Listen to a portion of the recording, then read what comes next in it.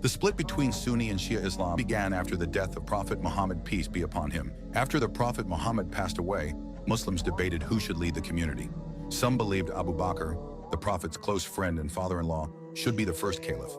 Others believed Ali, his cousin and son-in-law, was the rightful successor.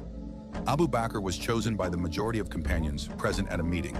However, some companions, including Ali and members of the Prophet's family, were not there.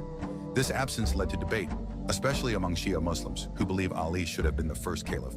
Those who followed Abu Bakr became known as Sunni Muslims. Those who supported Ali became known as Shia, short for Shiat Ali, meaning the party of Ali.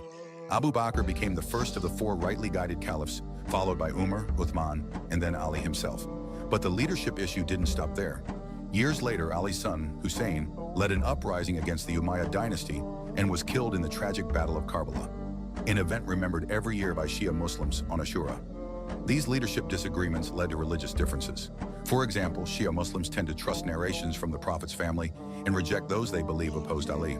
They also follow the teachings of the Imams, especially Ali and his descendants. Sunnis accept hadiths from a wider group of companions. In practice, both Sunni and Shia Muslims pray 5 times a day, but Shias often combine Dhuhr with Asr and Maghrib with Isha.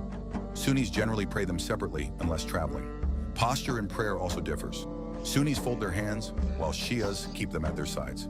Shias often use a small clay tablet called a turba for prostration, symbolizing prayer on natural earth.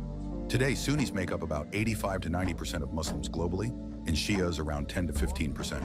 Shia populations are a majority in countries like Iran, Iraq, Bahrain, and Azerbaijan, while Sunnis are the majority in most of the Muslim world, including Saudi Arabia, Egypt, Turkey, and Indonesia. Assalamu alaikum wa rahmatullah.